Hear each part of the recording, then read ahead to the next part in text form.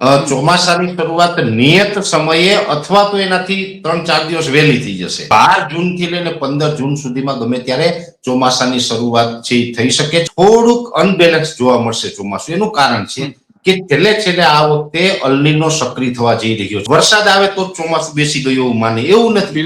ઘણી વખત એવું થાય ગુજરાતમાં ચોમાસું બેસી ગયું આની જાહેરાત આપણે કરી શકીએ, પણ એક છાંટોય વરસાદનો ન હોય. એ વેધરના માણસ નથી, જેને વેધર વિશેનું નોલેજ નથી, એને તો આશ્ચર્ય લાગે અથવા તો એવું પણ લાગે કે ભાઈ આગાહીકારો છે ખોટું બોલે છે. એક છાંટોય નથી અને તમે ચોમાસું બેસી ગયા જાહેરાત કરો, આ કેવી રીતે બની શકે? ચોમાસું વહેલું એના નિયત સમય કરતા થોડું 5-15 દિવસ વહેલું પૂર્ણ થાય અને ખેડૂતોને પાછળ પલળવામાંથી બચત મળે કે રાહત મળે, એવી પણ એક પેટર્ન કદાચ આ વર્ષે રહી શકે છે. 21 માર્ચ થી લઈને 25 માર્ચ સુધીનું સેશન હશે, એમાં ઝાપટાની ને માવઠાની શક્યતા અમે વધારે માની રહ્યા છીએ. શિયાળો, ઉનાળો અને ચોમાસું આ ત્રણેય ઋતુ છે 2026 ના માર્ચ મહિનાની અંદર એના ત્રણેય ઋતુના દર્શન આપણે થઈ જશે. મે મહિનામાં આમ તો મે મહિનાની 20 તારીખ પછી ગમે ત્યારે એ માવઠું થઈ શકશે. જેની વાવેતર નથી કર્યું એને અમે ના પાડી રહ્યા છીએ કે હવે વાવેતર ન કરવું જોઈએ. જેથી શિયાળાની રવરવતી ઠંડી હોય કે ઉનાળાનો બળબડતો તડકો હોય કે પછી ચોમાસાનો ધોધમાર વરસાદ હોય, આપણી ખેતી છે તે કહી શકાય કે વાતાવરણ પર આધારિત છે અને વાતાવરણ જાળવવું છે તે ખૂબ જરૂરી હોય છે, ખાસ કરીને ખેડૂતો માટે હોય કે કોઈ પણ લોકો માટે હોય છે. ત્યારે આપણા ગુજરાતમાં એક રાહત છે અને રાહત છે પરેશભાઈ ગોસ્વામી, કારણ કે તેઓ સતત આપણા સુધી વાતાવરણ કેવું રહેશે તેની માહિતી પહોંચાડતા રહે છે. વેધર ટીવીના માધ્યમથી લાખો ખેડૂતો સુધી તે પહોંચે છે. ખેડૂતો છે, અનેક ખેડૂતો છે તે તેમના મુજબ છે ચાલતા પણ હોય છે અને જે પાકો છે તેની વાવણી પણ કરતા હોય છે. ત્યારે હાલ જોઈએ તો અત્યારે આપણે શિયાળા અને ઉનાળાની મધ્યમાં ઉભા છીએ. એક બાજુ જોઈએ તો દિવસ દરમિયાન ઊંચું તાપમાન જોવા મળે છે, તો હજુ પણ એ શિયાળાની ઠંડક છે ક્યાંક અનુભવાઈ રહી છે. ત્યારે આગામી ઉનાળાની શરૂઆત ક્યારે થશે અને સાથે જોઈએ તો જે આવનારું ચોમાસું છે તેની વાવણી ક્યારે થશે એ પણ જાણવું છે. અને સાથે ખેડૂતો છે જેમને ઉનાળુ પાકોની જે અત્યારે કહી શકાય વાવેતર બાકી છે તેમને શું ધ્યાન રાખવું જોઈએ, આ મુદ્દા પર વાત કરવી છે. ત્યારે આપણી સાથે હવામાન નિષ્ણાંત પરેશભાઈ ગોસ્વામી જોડાઈ ચુક્યા છે, તો આવો તેમની સાથે જ સીધી વાત કરીએ, વાત ગુજરાતી પર.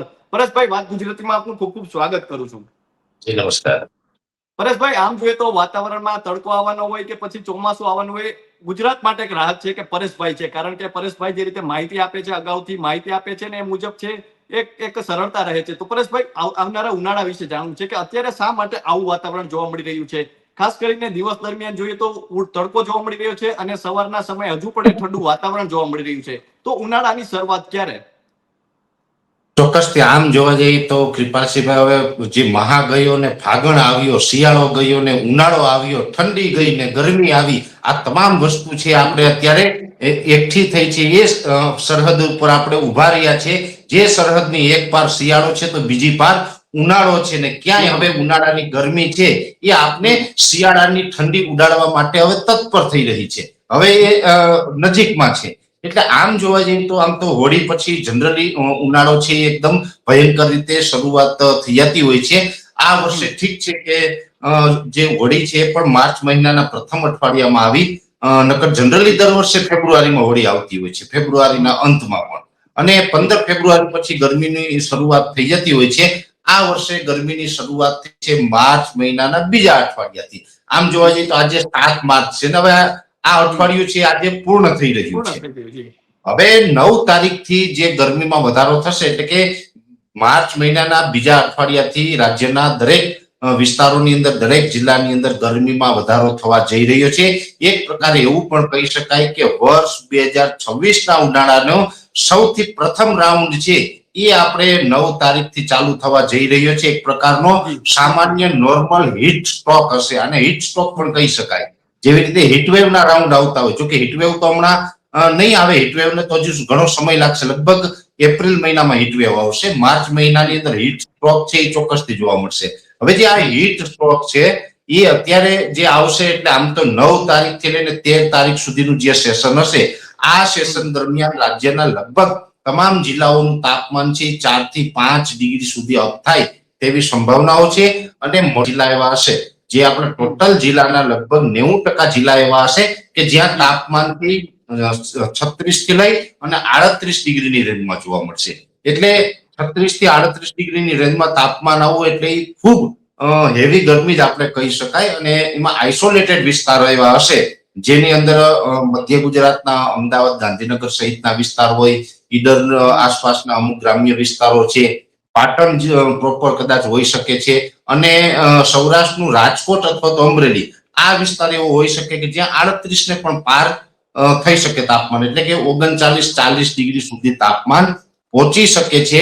એટલે 9 થી 13 માર્ચ 2026 દરમિયાન હીટ સ્ટ્રોકનો પ્રથમ રાઉન્ડ આવી રહ્યો છે. ગરમીની શરૂઆત થઈ જશે. જોકે હજુ એક ચોક્કસથી કહી શકાય કે જે લઘુત્તમ તાપમાન છે એ હજુ પણ નોર્મલ નજીક ચાલી રહ્યું છે, એટલે કે જે રાત્રિનું તાપમાન હોય. સામાન્ય રીતે જોવા જઈએ તો અત્યારે મુખ્યત્વે માર્ચ મહિનાના પ્રથમ અઠવાડિયાથી પશ્ચિમના પવનો થઈ જવા જોઈએ, પણ આ વર્ષે થોડાક પવનો છે એ લેટ ચાલી રહ્યા છે, એટલે હજુ ઉત્તર પશ્ચિમના પવનો છે. એને કારણે અત્યારે પણ ઘણી જગ્યાએ આપણે ઝાકળ ને ધુમ્મસ જેવું વાતાવરણ જોવા મળતું હશે, અને હજુ આવનારા 3-4 દિવસ સુધી રાજ્યના છૂટાછવાયા વિસ્તારોની અંદર ઝાકળ જેવું વાતાવરણ રહેશે, ધુમ્મસ જેવું વાતાવરણ રહેશે. વહેલી સવારે વિઝિબિલિટી ડાઉન થાય એ પ્રકારની પરિસ્થિતિ આપણે હજુ 2-4 દિવસ સુધી જોવા મળશે. એ સાથે આપણે 9 થી 13 તારીખ દરમિયાન જે તાપમાન ઊંચું જવાનું છે, પણ એ હીટ સ્ટ્રોકનો 5 દિવસનો એક સામાન્ય રાઉન્ડ છે. એ પછી ફરીથી પાછું તાપમાન છે 2 થી 3 ડિગ્રી ડાઉન થઈ શકે છે. એટલે માર્ચ મહિનાની અંદર તાપમાન છે વધઘટ થતું રહેશે. 5 દિવસ તાપમાન વધી જશે, 5 દિવસ ઘટી જશે. આ સિલસિલો કમ્પ્લીટ ચાલુ રહેશે. પણ એમાં પાછું માર્ચ મહિનાનું છેલ્લું અઠવાડિયું છે, તેમાં હવામાનમાં પલટો આવી જશે, કેમ કે હજુ પણ ઉત્તર ભારતના જે પહાડો ઉપરથી વેસ્ટર્ન ડિસ્ટર્બન્સ પસાર થવાનું ચાલુ છે, એમાં અમુક જે નબળા વેસ્ટર્ન ડિસ્ટર્બન્સ પસાર થતા હોય એ પણ થવાના છે, ને એને કારણે ગુજરાતના હવામાનમાં એક અસ્થિરતા પણ ઊભી થશે, કેમ કે અત્યારે પવનની દિશાઓ પણ બદલાઈ રહી છે. ઠીક છે, મેં આપને જણાવ્યું કે અત્યારે આપણે ચોક્કસ વાત એ છે કે આ ગરમી તો હવે ચાલુ થઈ જવાની છે, પણ ગરમી હશે ને એ સાથોસાથ જે વેસ્ટર્ન ડિસ્ટર્બન્સ પસાર થાય ને એના જે અમુક જે ટ્રફ હોય છે, એની લેયરો હોય છે, એ ગુજરાત સુધી લંબાય તો એને કારણે અરબ સાગરની અંદર એક અસ્થિરતા બની શકે, અને અરબ સાગરની અસ્થિરતા છે એ પાછું માર્ચ મહિનાના છેલ્લા અઠવાડિયાની અંદર માવઠાના રૂપમાં પણ આપણે અસર કરી શકે છે. એટલે એટલું ચોક્કસ છે. આમ તો મને યાદ છે ત્યાં સુધી કૃપાલસિંહ બાપુ, આપણે ગયા વખતે જયારે આપણે ચર્ચા કરી હતી હવામાન વિશે, ત્યારે પણ મેં એક આપણે અંદાજ આપ્યો હતો કે માર્ચ મહિનાનું છેલ્લું અઠવાડિયું એવું હશે કે એમાં કદાચ માવઠાના ઝાપટા વરસી શકે છે. એ જ મુજબ શક્યતાઓ યથાવત છે. માર્ચ મહિનાના છેલ્લા અઠવાડિયામાં એમાં પણ ખાસ કરીને 21 માર્ચ થી લઈને 25 માર્ચ સુધીનું સેશન હશે, એમાં ઝાપટાની ને માવઠાની શક્યતા અમે વધારે માની રહ્યા છીએ. એમાં કદાચ 24 કલાક આગળ પાછળ થઈ શકે, કેમ કે આ તો બહુ લાંબા ગાળાની આગાહી એકાદ મહિના પહેલા આપણે જયારે વાત કરી હોય તો પછી 24 કલાક આગળ પાછળ થાય, પણ માવઠાની શક્યતાઓ ચોક્કસ રહેલી છે. એટલે માર્ચ મહિનો છે એની અંદર ત્રણેય ઋતુ આપણે જોવા મળશે. શિયાળો પણ આપણે પ્રથમ અઠવાડિયામાં જોયો છે કૃપાલસિંહ. ઉનાળો પણ હવે આપણે 9 તારીખથી જોવા મળશે. ઉનાળાની પણ શરૂઆત 9 તારીખથી થવા જઈ રહી છે, અને છેલ્લે પાછું 21 તારીખ આસપાસથી આપણે માવઠું જોવા મળે. એટલે શિયાળો, ઉનાળો અને ચોમાસું આ ત્રણેય ઋતુ છે 2026 ના માર્ચ મહિનાની અંદર એના ત્રણેય ઋતુના દર્શન આપણે થઈ જશે એવું મારું માનવું છે. જી પરેશભાઈ, તો જે અગાઉ મેં જે રીતે વાત કરી કે હવે જે પ્રશ્ન થઈ રહ્યો છે કે 2026 ની જે વાવણી છે તે આ વર્ષે મોડી થઈ શકે છે, તેનું કારણ છે કારણ કે આપણે જોઈએ તો આ વર્ષે શિયાળા પહેલા જે તીવ્ર માવઠું થયું ગુજરાતમાં, અને એ બાદ જોઈએ તો શિયાળામાં પણ જે ઠંડી છે થોડી મોડી શરૂ થઈ, અને હવે ઉનાળા આપણે પહોંચ્યા છીએ, તો ઉનાળો પણ ક્યાંક ને ક્યાંક આ વખતે જે મોડો જોવા મળી રહ્યો છે, તો તેની અસર ચોમાસામાં શું પડશે? શું વાવણી પર તેની અસર પડશે? કૃપાલસિંહભાઈ, ચોમાસું મોડું ચાલુ થાય એવી કોઈ ધારણા રાખવાની જરૂર નથી. મારું જ્યાં સુધી વ્યક્તિગત માનવું છે, અને મારો જે અનુભવ છે હવામાનનો અત્યાર સુધીનો, એ પ્રમાણે ચોમાસાની શરૂઆત નિયત સમયે અથવા તો એનાથી 3-4 દિવસ વહેલી થઈ જશે. એટલે કે 12 જૂન થી લઈને 15 જૂન સુધીમાં ગમે ત્યારે ચોમાસાની શરૂઆત છે થઈ શકે છે. એટલે એ કઈ મોડી શરૂઆત નથી થવાની. બીજી વાત એ છે, આમ જોવા જઈએ તો 2026 નું ચોમાસું છે તે નબળું પણ થવાનું નથી. એટલે એમાં કોઈ ગુજરાતી મિત્રોએ, કોઈ ખેડૂતોએ ડરવાની જરૂર નથી. આ એક ચોક્કસથી વાત છે કે થોડુંક અનબેલેન્સ જોવા મળશે ચોમાસું. એનું કારણ છે કે છેલ્લે આ વખતે અલ્નીનો સક્રિય થવા જઈ રહ્યો છે. અલ્નીનો એટલે કે જે પ્રશાંત મહાસાગરનું તાપમાન છે નોર્મલ કરતા ઉચકાશે. અને આમ પણ જોવા જઈએ તો હવે લગભગ પ્રશાંત મહાસાગર હોય કે હિન્દ મહાસાગર છે, એટલાન્ટિકા છે, અથવા તો જે આપણો જે લોકલ જે આપણે બંગાળની ખાડી હોય, અરબ સાગર હોય, આના તાપમાન પણ હવે વધી રહ્યા છે. અને છેલ્લા 40 વર્ષની અંદર 2 ડિગ્રી સુધી તાપમાન ઉચકાયું છે. સમુદ્રી તાપમાન, જમીની તાપમાન ઉચકાયું છે, એની સાથોસાથ સમુદ્રી તાપમાન પણ ઉચકાયું છે. અને ઉચકાતા તાપમાનને કારણે એની જે હવામાન ઉપર અસર પડતી હોય, ખાસ કરીને પ્રશાંત મહાસાગરનું તાપમાન ઊંચું જાય ત્યારે એ જે દરિયાઈ સપાટી ગરમ થાય છે તો એ ગરમ પાણી ત્યાં થાય તો એનું જે ઠંડુ પાણી છે એ હિન્દ મહાસાગર સુધી આવે છે, અને હિન્દ મહાસાગરનું પાણી ઠંડુ થાય તો પછી આપણે વરસાદી સિસ્ટમો છે એ નબળી બનતી હોય. એટલે અલ્નિનોને સક્રિય થવું એ સીધું સૂચવે છે કે ભાઈ ચોમાસા ઉપર એની કોઈને કોઈ નેગેટિવ અસર પડશે, પણ અલ્નિનો છે મારા માનવા પ્રમાણે ઓગસ્ટ આસપાસ સક્રિય થઈ શકે છે, જેને કારણે એની અસર પડતા પડતા રહીએ તો પણ આપણું ચોમાસું છે એ પૂર્ણ થઈ જાય. પણ એટલે ચોમાસાની શરૂઆત વહેલી થઈ જશે, પણ જે દર વર્ષે ચોમાસું લાંબુ ચાલે, આપણે ખબર છે કે દિવાળી સુધી ચોમાસું ચાલે છે છેલ્લા 5-7 વર્ષથી, આ વર્ષે કદાચ એવું ન બને અને ચોમાસું વહેલું એના નિયત સમય કરતા થોડું 5-15 દિવસ વહેલું પૂર્ણ થાય અને ખેડૂતોને પાછળ પલળવામાંથી બચત મળે કે રાહત મળે, એવી પણ એક પેટર્ન કદાચ આ વર્ષે રહી શકે છે. તો પરેશભાઈ કહી શકાય કે વાવણી પણ નિયત સમય મુજબ થઈ શકશે? બિલકુલ વાવણી નિયત સમય મુજબ થઈ જશે, કેમ કે ચોમાસાની જે આપણે અત્યાર સુધી જે શિયાળો અને ઉનાળાની જે શરૂઆત લેટ થઈ છે એનો મતલબ એવો નથી કે ચોમાસાની શરૂઆતે લેટ થાય. શિયાળો અને ઉનાળો જે લેટ ચાલુ થયા એના પાછળના કારણો બીજા છે. જ્યારે ચોમાસું છે એ તો નૈઋત્યનું ચોમાસું છે, નૈઋત્યનું ચોમાસું છે ચીલી અને પેરુના જે પવનો છે એ પવનો જે બંગાળની ખાડીમાં પ્રવેશ કરે છે ત્યાંથી હિન્દ મહાસાગર થઈને મડાગાસ્કર ટાપુ સુધી જાય છે. મડાગાસ્કર ટાપુ થઈને જે નૈઋત્ય દિશા તરફથી પવનો જે સૌ પ્રથમ આપણે કેરળમાં જે જમીની ઉપર કેરળમાં આવે છે, એટલે કેરળથી ચોમાસાની શરૂઆત થાય છે. હવે કેરળની અંદર જનરલી જોવા જઈએ તો 1 જૂને ચોમાસાની શરૂઆત થઈ જતી હોય છે, એમાં 24 કે 36 કલાક આગળ પાછળ હોઈ શકે છે, ને એ જેટલું તાપમાન ઊંચું હોય એટલી ઘણી વખત શરૂઆત વહેલી પણ થઈ જતી હોય. ઘણી વખત તો એવું પણ બને ઊંચા તાપમાનને કારણે ચોમાસું 5-10 દિવસ વહેલું ચાલુ થઈ જાય, કેમ કે ભેજનું પ્રમાણ હોય, તાપમાન ઊંચું હોય તો સ્વાભાવિક રીતે ત્યાં સિસ્ટમો બની જાય, અને સિસ્ટમો બની જાય વરસાદ પડવાનું ચાલુ થઈ જાય તો ચોમાસું ત્યાં એન્ટર થઈ ગયું માની લેવું પડે છે. અને આમ પણ જોવા જઈએ તો એક ક્રાઇટેરિયો એવો પણ નક્કી થયેલો છે, ભારતની અંદર ચોમાસું સૌ પ્રથમ કેરળમાં જે બેસે એની જાહેરાત થાય છે એમાં 15 મે પછીથી ગમે ત્યારે જાહેરાત થઈ શકે, પણ 15 મે પછીના ક્રાઇટેરિયા ફૂલફિલ થવા જોઈએ. મુખ્ય 3 ક્રાઇટેરિયા છે ચોમાસાના, આમ તો બીજા પણ ઘણા બધા ક્રાઇટેરિયા છે, પણ મુખ્ય 3. એક તો એમાં 14 સ્ટેશન છે કેરળના, એમાં તિરુવનંતપુરમ છે, તિરુવલનેલી છે, એર્ણાકુલમ છે, રામેશ્વરમ છે વગેરે. આ જે 14 માંથી 50% કરતા વધુ સેન્ટર ઉપર સતત 2 દિવસ સુધી 2 મિલીમીટર કરતા વધારે વરસાદ પડે, આ પહેલો ક્રાઇટેરિયો. બીજો ક્રાઇટેરિયો છે કે કેરળનો જે દરિયાકાંઠો છે એમાં પશ્ચિમ દિશાનો પવન ફૂંકાવો જોઈએ અને પવનની ઝડપ છે 15 kT હોવી જોઈએ. 15 kT, 15 કિલોમીટર પ્રતિ કલાક નહીં, 15 kT એટલે આમ તો જનરલી આપણે 35-40 કિલોમીટરની ઝડપે પશ્ચિમનો પવન કેરળના દરિયાકાંઠે ફૂંકાવો જોઈએ. આ બીજો ક્રાઇટેરિયો થાય. ત્રીજો ક્રાઇટેરિયો હોય છે OLR. OLR નું ફૂલ ફોર્મ થાય છે outgoing long wave radiation. Outgoing long wave radiation એ છે કે જે સૂર્યપ્રકાશ આપણે જમીન ઉપર આવે છે ઉનાળા દરમિયાન હીટ આપણે હોય છે, હવે એ સૂર્યપ્રકાશનું રિફ્લેક્શન થતું હોય, રિટર્ન થતું હોય છે, એ સામાન્ય અત્યારે જે નોર્મલ દિવસોમાં જોવા જઈએ તો 300 આસપાસ એનું રિફ્લેક્શન હોય છે, પણ જ્યારે ચોમાસું બેસી જાય ત્યારે 200 કરતા નીચે આવી જાય. જ્યારે OLR છે ડાઉન થઈ જાય, 200 કરતા નીચે આવી જાય. અને પવનના ક્રાઇટેરિયા છે સાથે વરસાદના ક્રાઇટેરિયા છે, આ તમામ 3 ક્રાઇટેરિયા છે એ 15 મે પછી જ્યારે પણ પૂર્ણ થાય ત્યારે કેરળમાં ચોમાસું બેસી ગયું આવી સત્તાવાર જાહેરાત થતી હોય છે. આ મુજબ ચોમાસું પછી આગળ વધતું હોય છે. જેમ જેમ આગળ OLR ડાઉન થતો જાય, વરસાદની માત્રા જોવાની હોય, પવનની જે ઝડપ જોવાની હોય, પવનની દિશા જોવાની હોય, આ બધા ક્રાઇટેરિયા ફૂલફિલ થાય ત્યાં ચોમાસું પહોંચી ગયું ગણાય. હવે તમને આશ્ચર્યની વાત તો ત્યાં કહું છું, ઘણા બધા મિત્રો આપણે ભૂલ ત્યાં ખાઈ જાય છે કે વરસાદ આવે તો ચોમાસું બેસી ગયું એવું માને, એવું નથી. ઘણી વખત એવું થાય ગુજરાતમાં ચોમાસું બેસી ગયું આની જાહેરાત આપણે કરી શકીએ, પણ એક છાંટો વરસાદનો ન હોય કૃપાલસિંહભાઈ.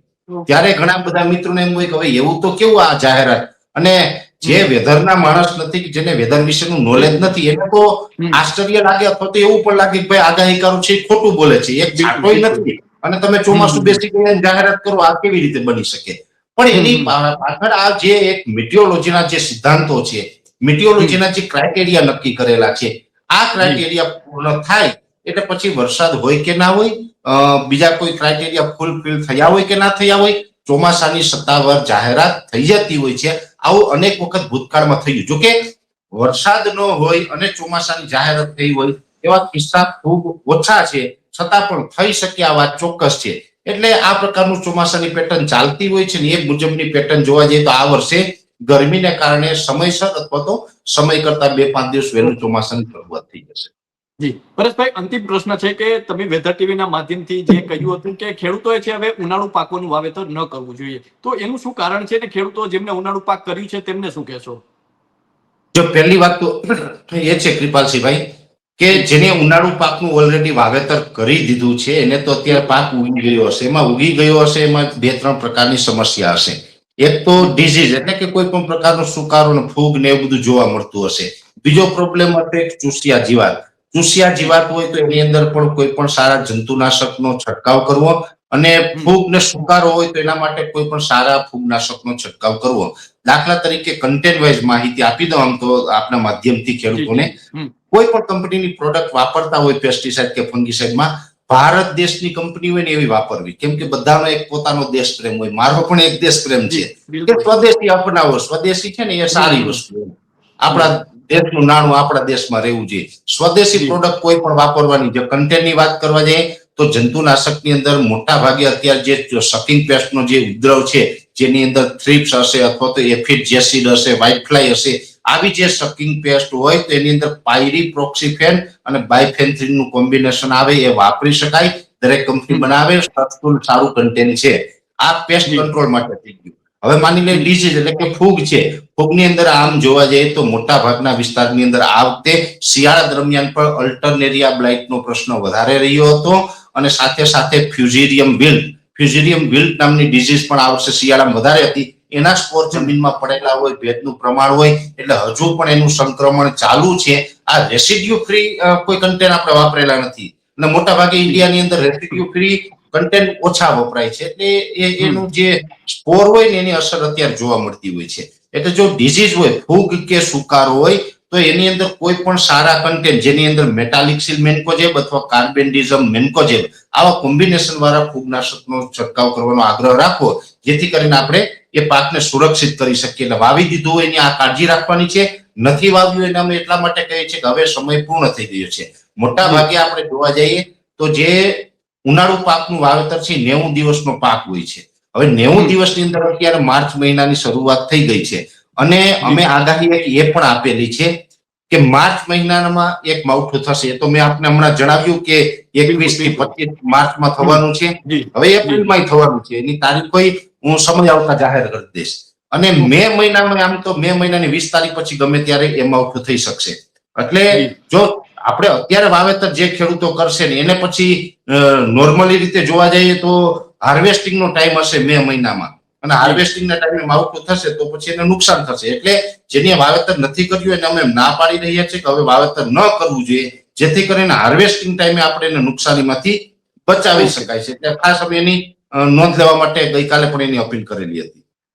જી તો પરેશભાઈ, અમારી સાથે જોડાવા બદલ અને આપનો કિંમતી સમય આપવા બદલ ખૂબ ખૂબ આભાર.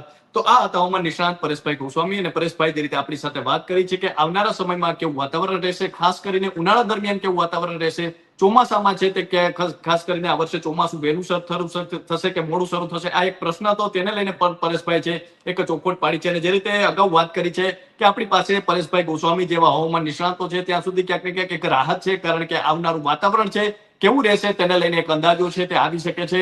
અને પરેશભાઈ છે ખૂબ સામાન્ય ભાષામાં, સરળ ભાષામાં અને તર્ક અને કહી શકાય કે એક વર્ષોનો એમનો અનુભવ અને એક ખૂબ સારું હવામાનને લગતું નોલેજ છે તે આપણને પીરસતા રહે છે. તો અત્યારે બસ આટલું જ. ફરી મળતા રહીશું વાત ગુજરાતી પર.